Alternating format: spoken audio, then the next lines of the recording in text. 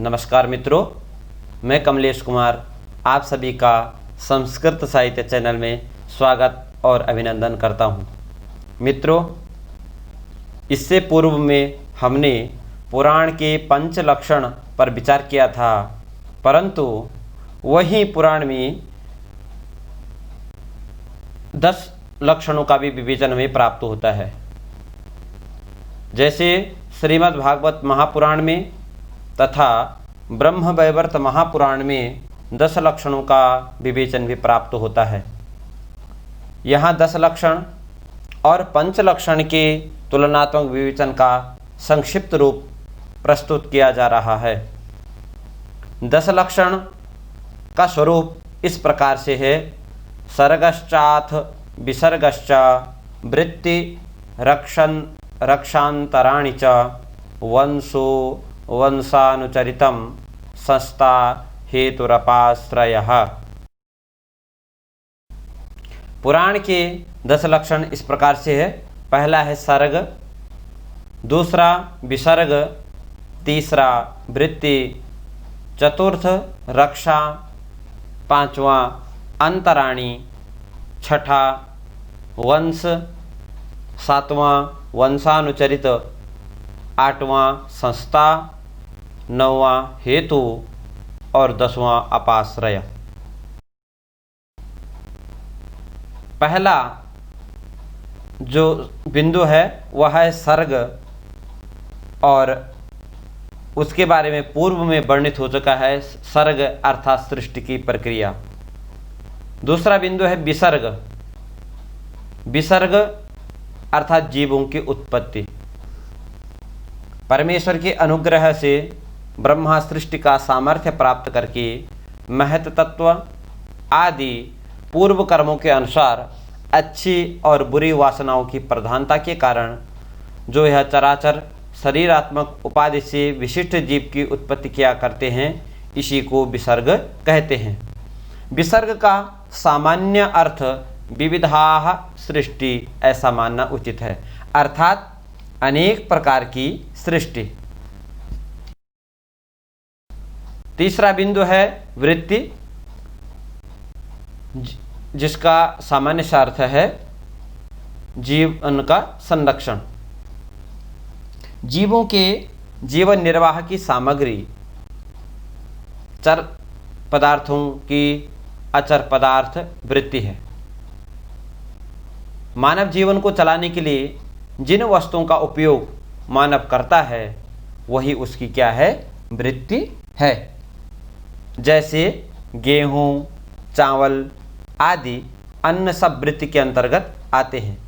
कुछ वृत्ति को तो मनुष्य ने स्वभाववश अपनी कामना से निश्चित कर लिया है, और कुछ वृत्ति को शास्त्र के आदेश के कारण वह ग्रहण करता है।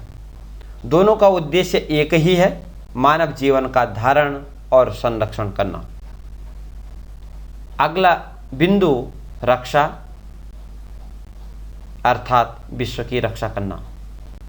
भगवान गीता में कहते हैं कि यदा यदा हि धर्मस्य ग्लानिर्भवति भारत अभ्युत्थानमधर्मस्य तदात्मानं सृजाम्यहम् परित्राणाय साधूनां विनाशाय च दुष्कृताम्। इस प्रकार की जो पंक्ति है उसी के लिए यहाँ पर कहा गया है, इसका संबंध भगवान के अवतारों से है। भगवान प्रतियुग में पशु पक्षी मनुष्य ऋषि देवर्षि देवता आदि के रूप में अवतार ग्रहण कर अनेक लीला किया करते हैं। इन अवतारों से वेद धर्म अर्थात वेदत्रयी के जो विरोध करते हैं, करने वाली व्यक्तियों का संहार भी किया करते हैं, और जो साधु हैं सज्जन हैं उनकी रक्षा किया करते हैं। भगवान की यह अवतार लीला विश्व की रक्षा के लिए होती है। पांचवा बिंदु है अंतराणी अर्थात मनुओं का समय। अर्थात पूर्व में कहा गया कि 14 मनु हैं और उन प्रत्येक 71 महायुग का एक मनवंतर होता है। तो पूर्व में इसकी चर्चा हो गई है। अगला बिंदु है वंश। वंश की चर्चा भी पंचलक्षण में की गई है, अर्थात ब्रह्मर्षि राजर्षियों की संतान परंपरा। अगला 7वां बिंदु है वंशानुचरित, अर्थात महर्षि राजर्षियों का विवरण। अगला बिंदु है संस्था।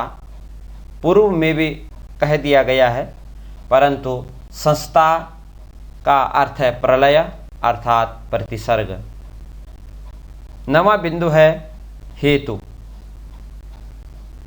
हेतु शब्द से जीव का ग्रहण अभीष्ट होता है। वह अविद्या के द्वारा कर्म का करता है। संसार में, सृष्टि में जीव को मानने का रहस्य यह है कि जीव के अदृष्ट के द्वारा प्रयुक्त होने से विश्व का सर्ग तथा प्रतिसर्ग आदि होता है। वस्तुतः जीव अपने अदृष्ट के द्वारा विश्व सृष्टि या विश्व प्रलय का कारण होता है, और इसी अभिप्राय से वह हेतु जैसे सार्थक शब्द के द्वारा अभिहित किया गया है। चैतन्य के प्रधान से वह अनुसायी साक्षी माना गया है, और उपाधि प्राधान्य की विवक्षा से कुछ लोग उसे अव्याकृत नाम से पुकारते हैं। बिंदु है अपाश्रय, अर्थात 10वां बिंदु, जिसे कहा गया है तुरीयावस्था। ब्रह्म का द्योतक महनीय अभिधान है। जीव की 3 वृत्तियां अथवा अवस्थाएं होती हैं। पहली है जागृत, दूसरा है स्वप्न, और तीसरा है सुषुप्ति। और इन दशाओं में चैतन्य का निवास होता है, जो क्रमशः विश्व, तेजस और प्राज्ञ के नाम से प्रख्यात हैं। इन मायामयी वृत्तियों में साक्ष्य रूपेण जो संतत प्रतीत होती है, वही अधिष्ठान रूप अपाश्रय तत्व है। वस्तुतः वह इन अवस्थाओं से परे तुरीय तत्व के रूप में लक्षित होता है। वही ब्रह्म है, और उसी ब्रह्म को उसे अपाश्रय कहते हैं। नाम विशेष जैसे देवदत्त, घट, पट आदि हैं, और रूप विशेष कोई मानव आकार का है तो पशु आकार का है, आदि आदि। सत्ता मात्र वस्तु के रूप में सिद्ध होते हैं, और उनकी बाहरी विशेषताएं नष्ट हो जाती हैं। इस प्रकार से 10 पुराण के 10 लक्षण का विवेचन किया गया,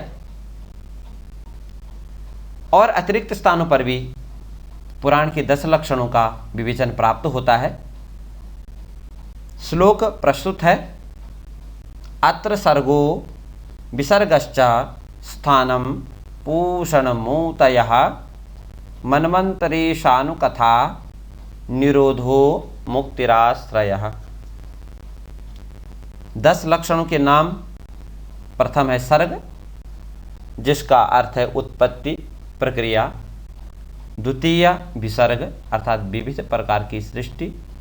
तीसरा है स्थान, अर्थात स्थिति। स्थितिर वैकुंठ विजयः, अर्थात इसकी चर्चा नहीं हुई।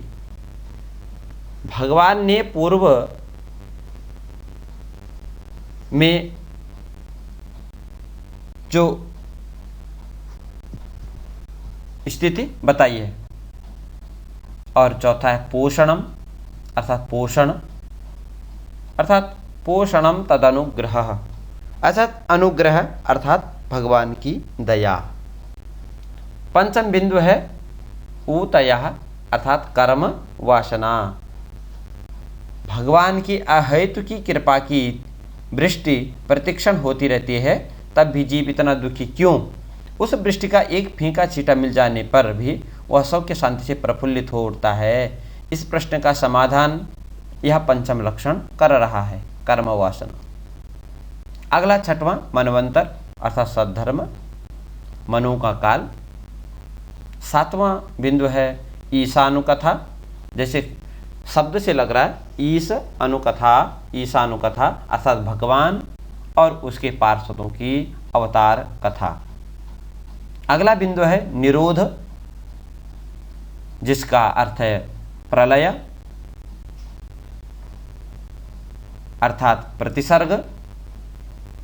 वह 4 प्रकार का बताया गया, नैमित्तिक, प्राकृतिक, नित्य और आत्यंतिक।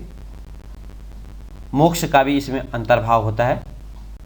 अगला 9वां बिंदु है मुक्ति, अर्थात दुखों के आत्यंतिक विलयन होने से यह मुक्ति होती है।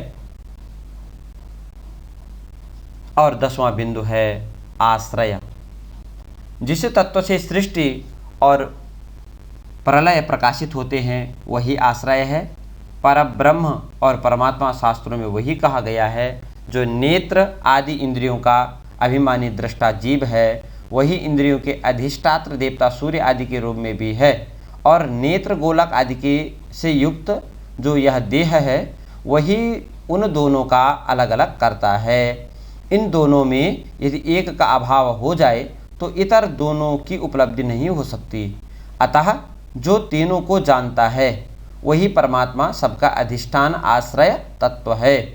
उसका आश्रय वह स्वयं ही है, दूसरा कोई नहीं है। अर्थात यह परीक्षा के उपयोग में, अर्थात जो छात्र परीक्षा देंगे तो परीक्षाओं में अधिकतर ऐसे प्रश्न पूछे जाते हैं, तो उन छात्रों के लिए भी ये बनाया गया है। अस्तु, धन्यवादः, नमो नमः।